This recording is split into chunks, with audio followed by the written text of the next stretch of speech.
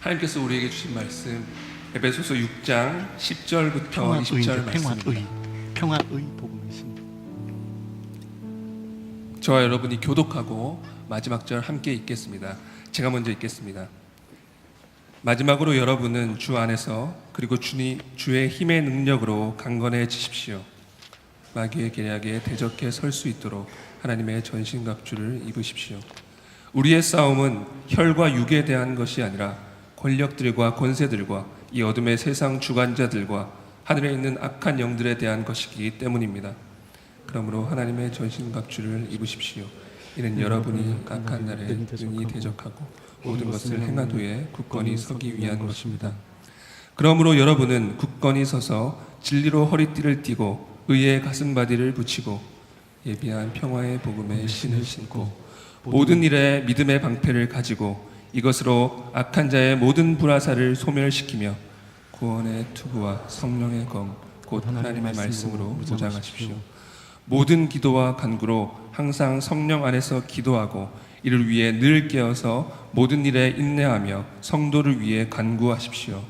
또 나를 위해 기도하기를 내게 말씀을 주셔서 입을 열어 복음의 비밀을 담대하게 알릴 수 있게 해달라고 기도해 주십시오. 함께 읽겠습니다. 내가 이것을 위해 사슬에 매인 사신이 됐습니다. 그러므로 내가 복음 안에서 마땅히 해야 할 말을 담대하게 말할 수 있도록 기도해 주십시오. 네, 오늘 우리는 영적 전장의 장에서 장착해야 할 세 번째 무기를 만나게 됩니다. 지지난주 우리는 진리의 허리띠를 보았고 지난주는 의의 가슴바지를 나눴습니다. 오늘 세 번째는 평화의 복음의 신입니다. 평화와 복음의 신이 아니고 평화의 복음의 신입니다. 여러분, 오늘 설교 준비가 쉽지가 않았는데 그러면 이 평화의 복음의 신이란 이걸 무엇을 말씀하고 있는 것일까요? 여러분, 그 신 또는 신발하면 딱 떠오르는 말씀이 있는데 그 말씀이 이사야 52장 7절 말씀이거든요. 제가 그 전반 그 부를 제가 한번 읽어보겠습니다. 너무나 반갑다. 좋은 소식을 안고 산을 넘어 달려오는 저 발이여.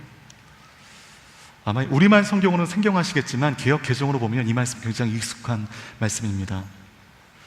이 구절을 통해서 우리는 보통 신발을 복음 전파에 관한 의미로 보통 우리가 받아들입니다. 틀린 해석은 하지만 적어도 에베소서 6장에서의 신은 복음 전파의 의미는 아닙니다.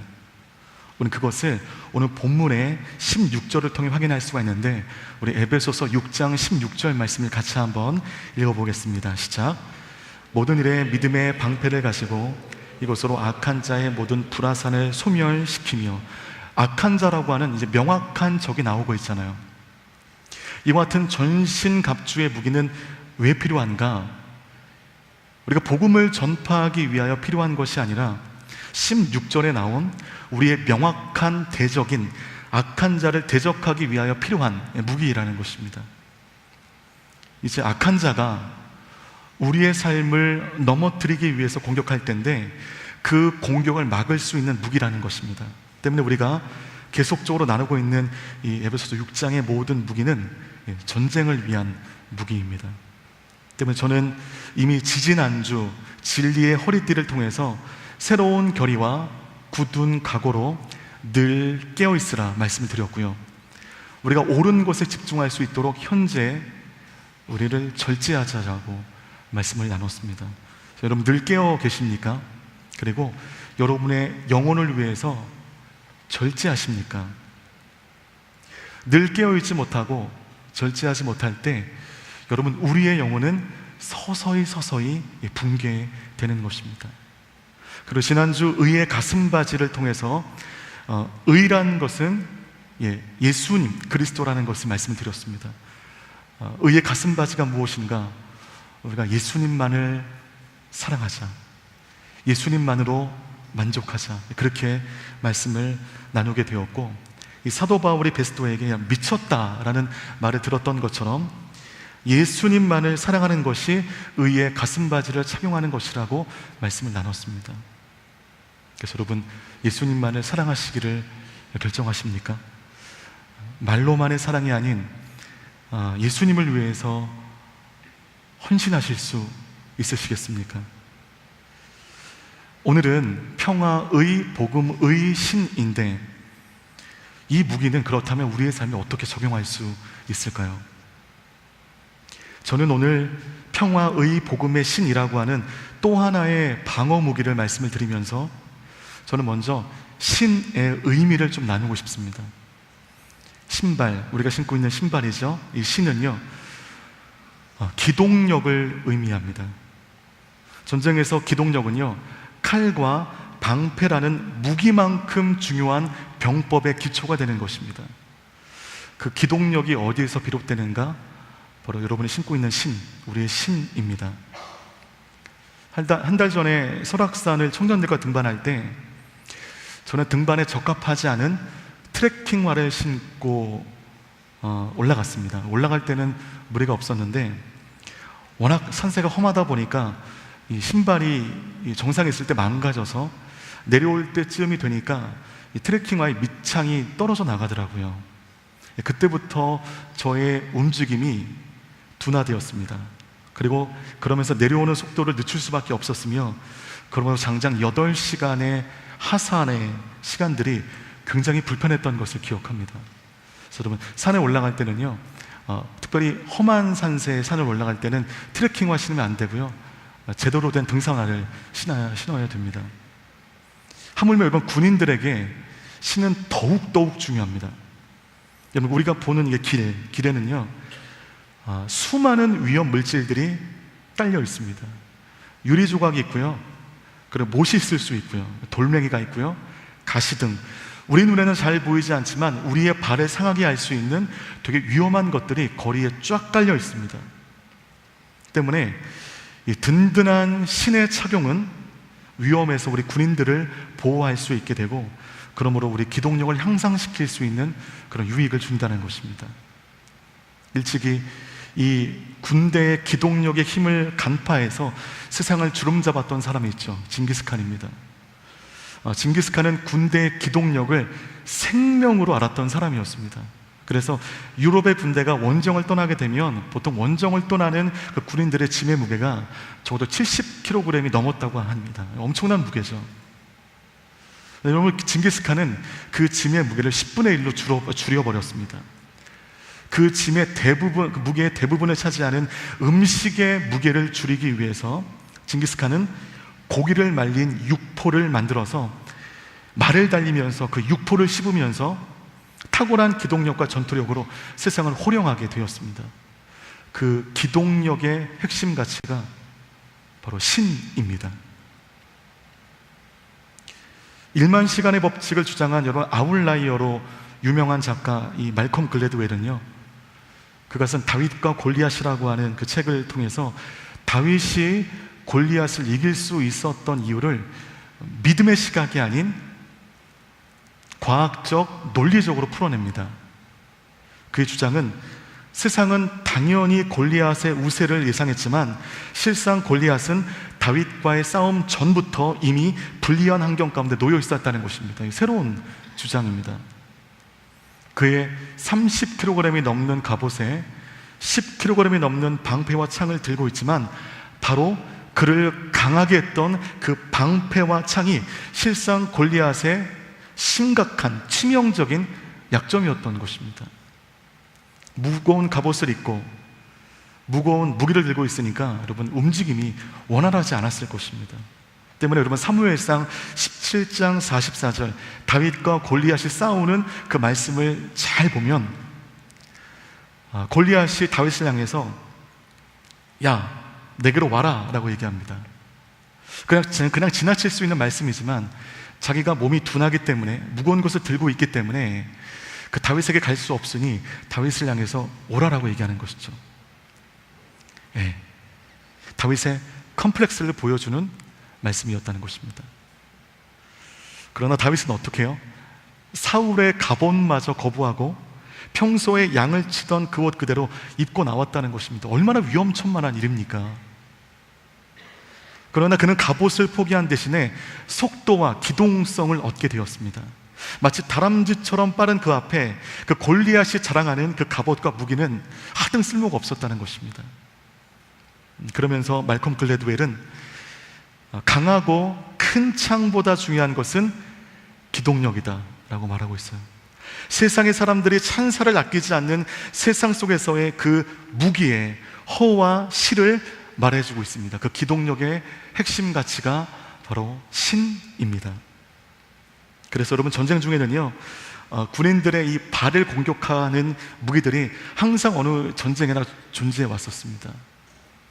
이 월남전쟁사를 보면 정글에서 이 군인들에게 가장 큰 공포가 되었던 것은 땅에서부터 솟아오르는 죽창과 지뢰였습니다.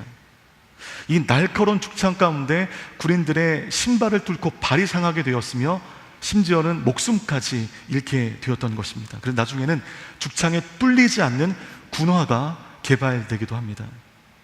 또 하나의 공포가 있는데, 여러분, 그것은 지금도 문제가 되고 있는 쥐레입니다.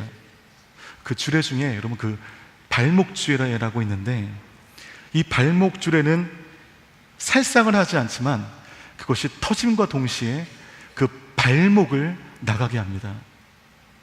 그렇게 되면 어떻게 되냐면 끔찍한 고통과 함께 군인 2명이 발목을 다친 이 군인을 양쪽에서 업어야 됩니다.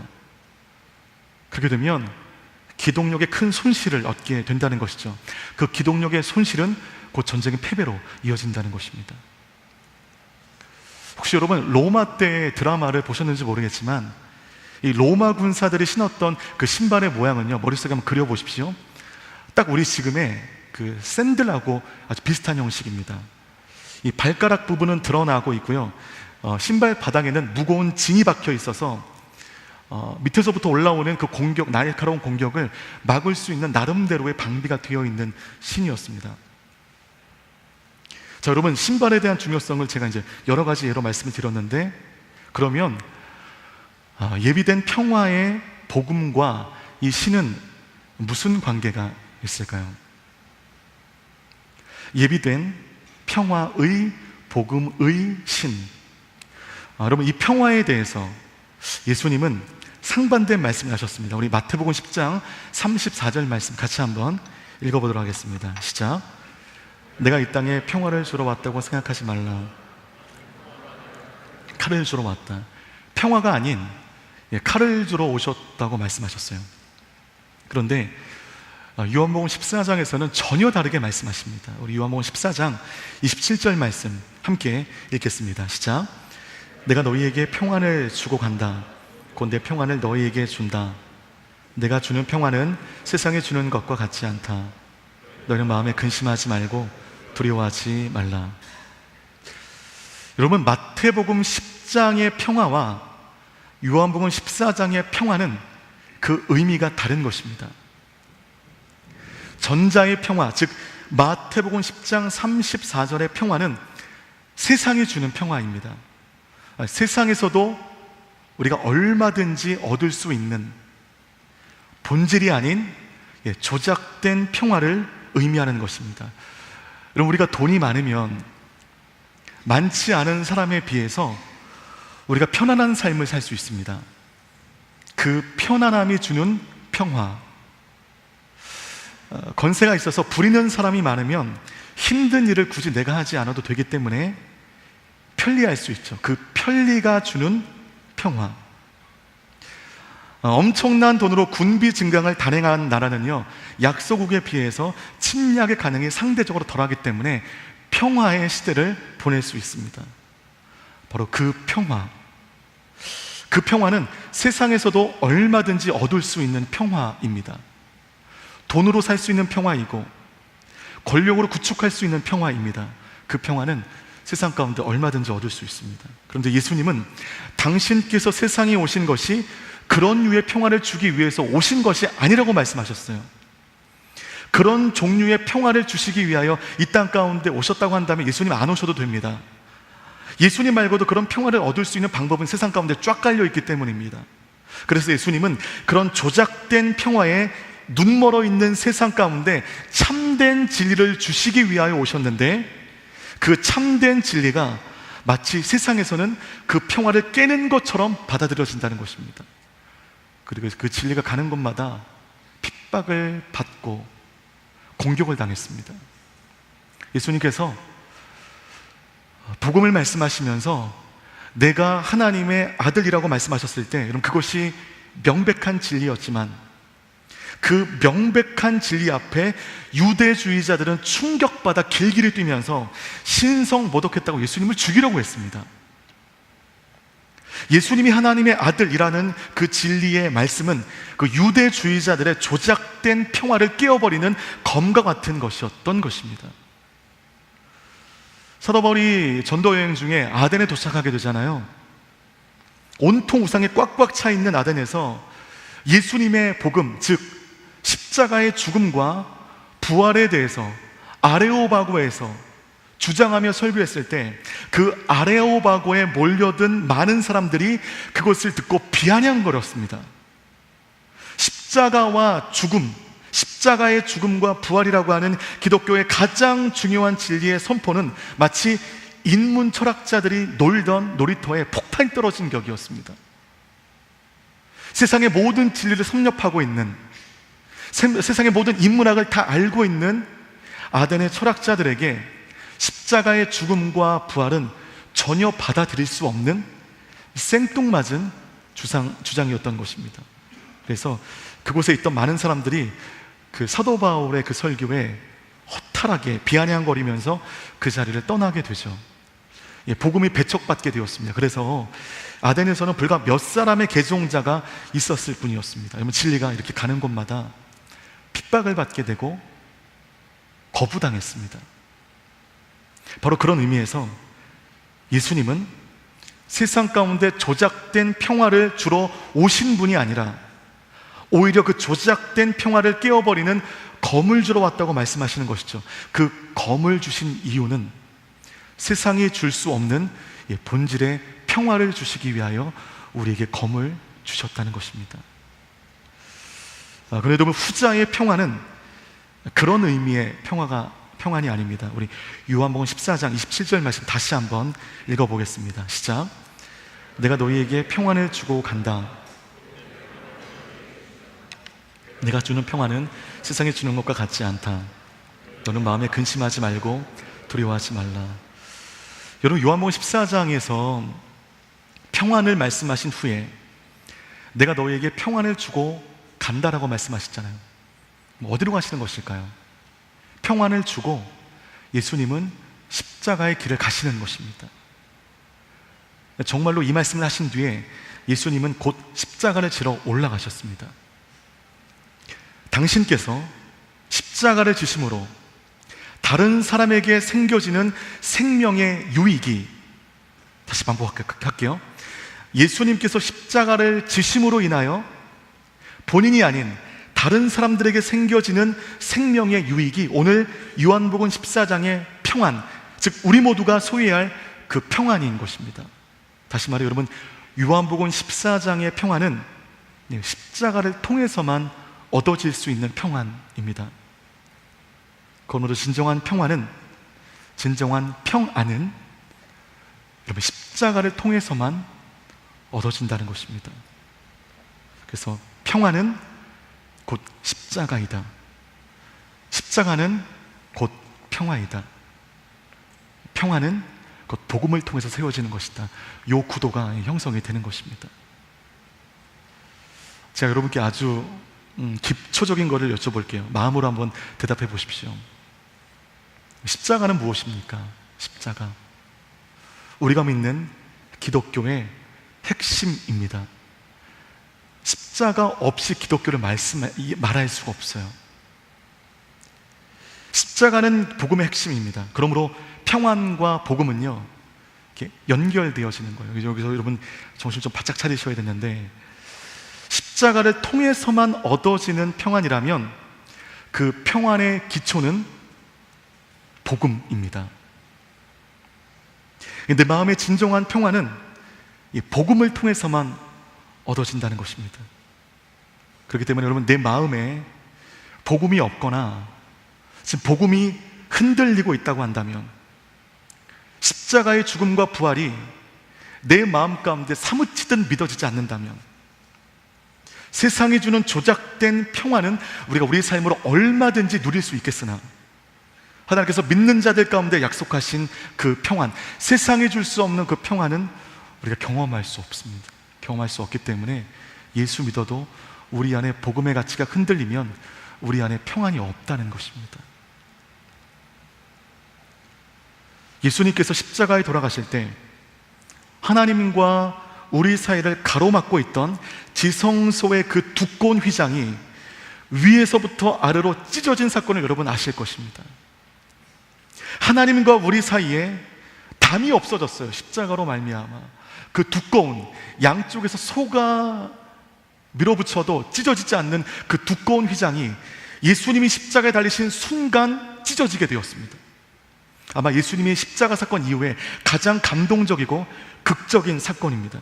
하나님과 우리 사이에 있었던 죄로 인한 불화의 담, 사망의 담을 무너뜨리시기 위하여 하나님은 십자가에 자기 자신을 못 박으시는 엄청난 일을 단행하셨고, 십자가에 달리신 순간 휘장이 찢어짐으로 하나님과 나 사이에 막힌 담이 허물어지게 되었고, 우리는 하나님 안에 평화를 누릴 수 있게 된 것입니다. 믿으십니까? 때문에 여러분, 십자가가 없었다면 우리에게 평화가 없습니다. 평화에 있어서, 구원에 있어서 가장 중요한 사실은 십자가이죠. 여러분, 십자가를 빼놓고 우리의 구원과 평화를 이야기할래야 할 수가 없어요. 십자가로 말미암아 우리를 용서하셨기 때문에, 그러므로 그 두꺼운 휘장이 갈라졌기 때문에 우리는 그 후로 얼마든지 하나님과 교통할 수 있게 되었고, 그러므로 우리는 얼마든지 하나님 안에 평안함을 누릴 수 있게 되었습니다. 물질이 없어도, 권세가 없어도, 남들보다 건강하지 못해도, 남들보다 환경이 어려워도 그곳에 아랑곳 없는 평안을 우리가 누릴 수 있었던 것입니다.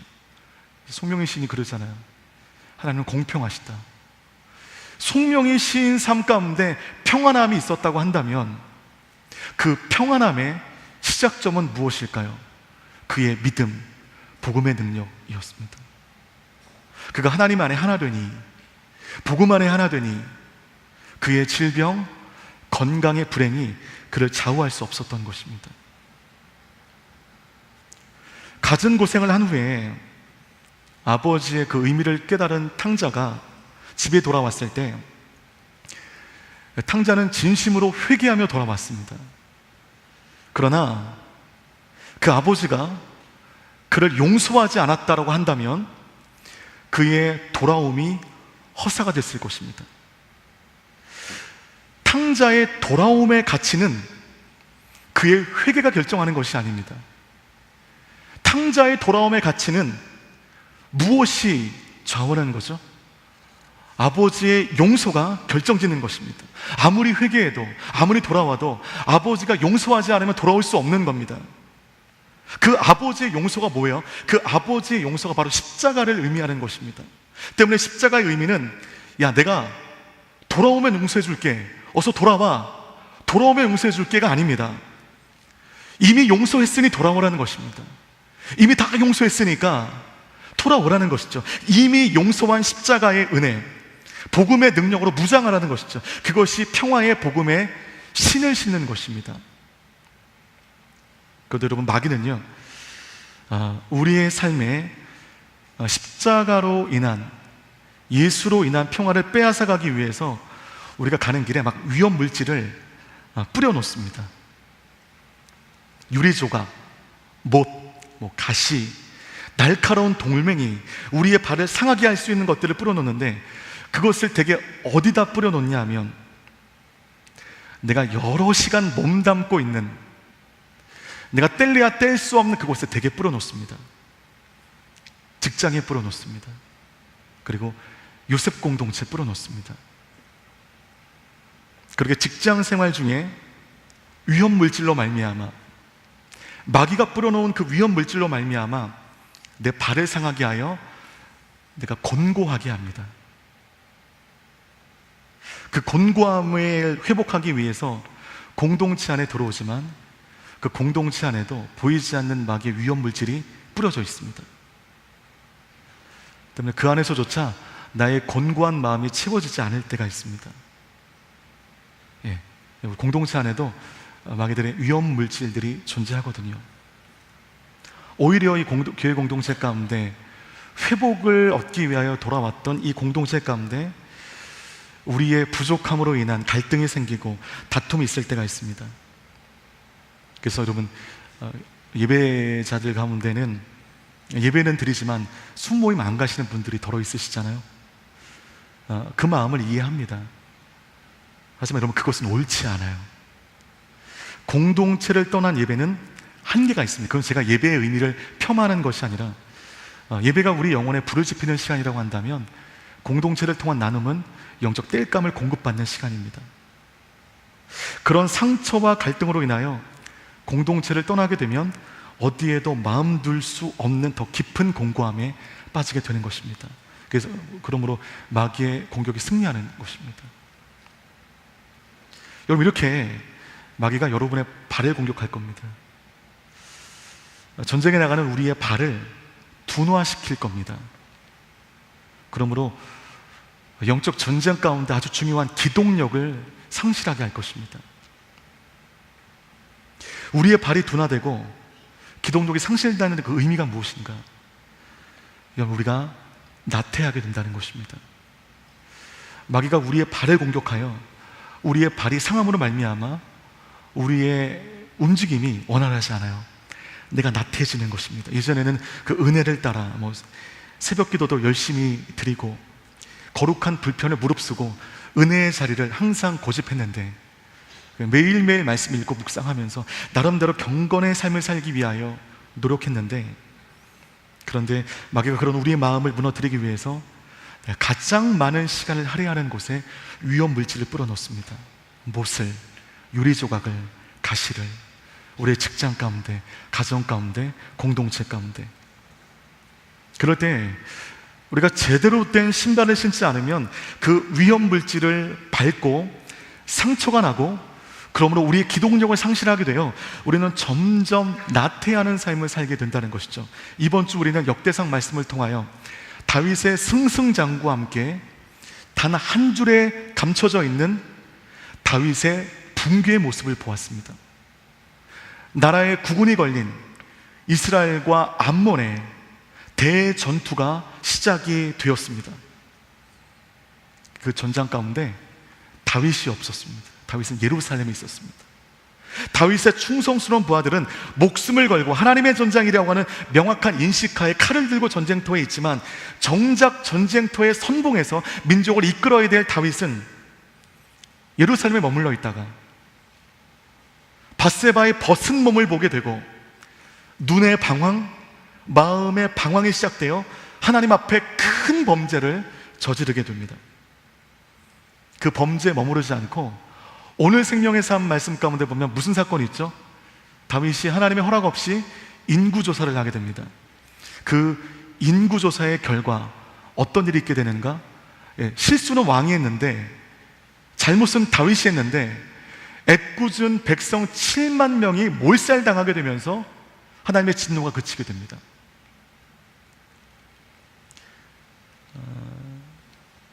다윗이 왜 전쟁터에 있지 아니하고 예루살렘에 있었을까요?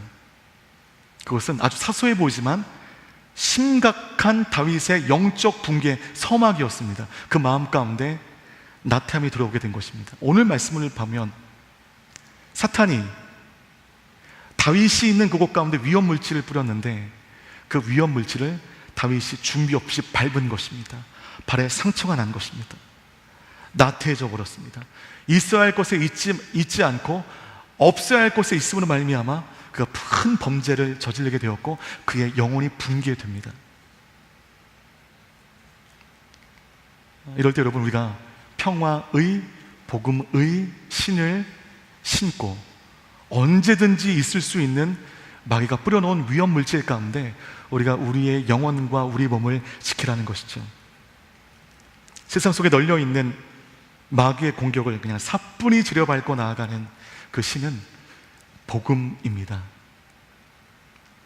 십자가의 고난을 통해서 우리를 이미 용서하시사 하나님과 나 사이 막힌 담을 허물어진 그 연합, 이미 용서했으니 돌아오라고 말씀하시는 그 하나님의 복음의 능력, 그 복음의 확신이 우리 어떤 위험 물질 가운데도 우리의 영혼과 우리의 마음을 지키게 한다는 것입니다.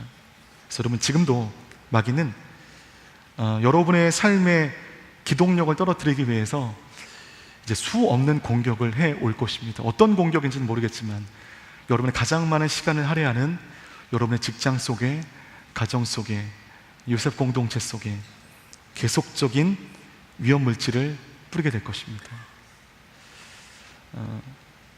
이번 주에 이제 암 판정을 받고 이제 항암을 기다리는 청년을, 우리 요셉의 청년을 저는 내일 그 병원의 신방에서 기도해 주려고 합니다.